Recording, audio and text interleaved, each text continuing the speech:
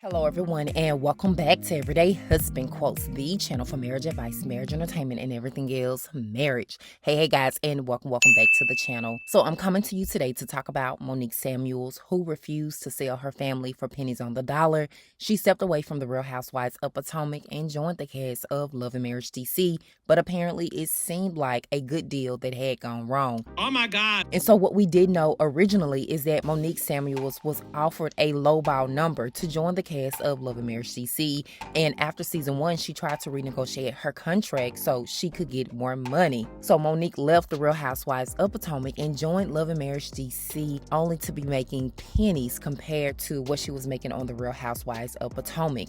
Now her ex-castmate Winter Harris, who starred on the show Love and Marriage DC with her, says that Monique Samuels was allegedly paid around $3,000 an episode of Love and Marriage DC. Winter says generally when they are filming, they film 10 to 12 episodes and around 2 to 3 reunions, bringing that to a total of about 12 to 15 episodes in a season. So if you do the math, that's roughly $45,000. Now, Monique has expressed that she didn't return to Love and Marriage DC after season 1 with her husband and kids because of contractual disputes, meaning, honey, they weren't paying her enough money.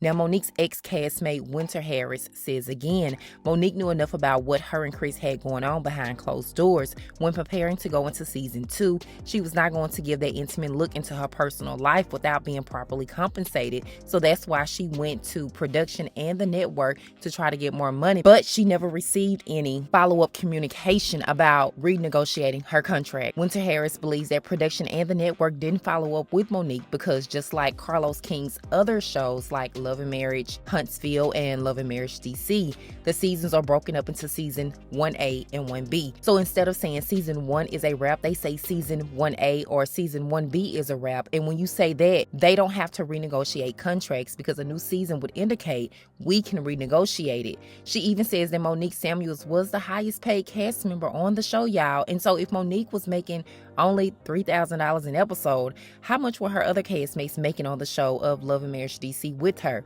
For me, it seems like the compensation is not worth the headache, and Winter Harris says that we were being pimped for pennies.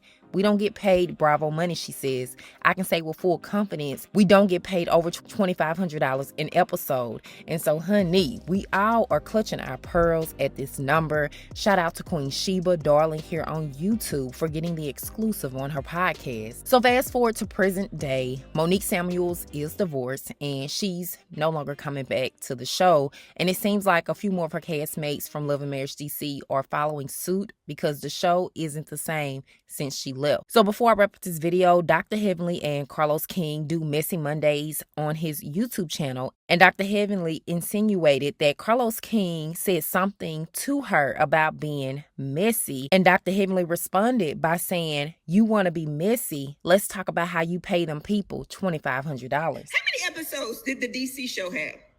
Oh my God. So they broke it up in 2 seasons. So Okay. it's a total like 20 something. It was a lot, Okay, but it's because it's because they broke it up. Carlos then responds and says, "Don't do that. We're not going to get into that." And so the word is out about Carlos King paying some of his cast on these shows $2,500 an episode, allegedly. But I don't blame Carlos King for this, y'all. It sounds like most, if not all, reality TV stars, they start out pretty low when it comes to their first season of reality TV. People have to understand that from the jump and know what they are signing up for. And that may sound harsh, but I think that Carlos King is the easiest person to blame here. He has people that he does have to answer to and talk to as well, and sometimes it's easier for him to avoid the questions like he does sometimes from fans and the cast because a lot goes into the dynamics behind the scenes of a reality TV show. Now, if this was season 2 or 3 of Love and Marriage DC and the ratings were through the roof, I can understand this a little bit better. There are things that I don't agree with, like having a season 1 or season 1B and then waiting almost a year to air season 1B because Carlos King and the network didn't do that for Love and Marriage Huntsville. But again, honey, Love and Marriage Huntsville took off so fast because of Melody and Martell's situation and the whole respectful cheating thing. But I'm not going to get into that. And so this really does break my heart because people are looking to get on reality TV to become the next breakout star. But yeah, most of the time, it really just takes time. You have to grow into that character. So those are my thoughts. Leave yours in the comment section of this video. As always, thank you guys for watching. I really appreciate it. And I will talk to you guys in the next video.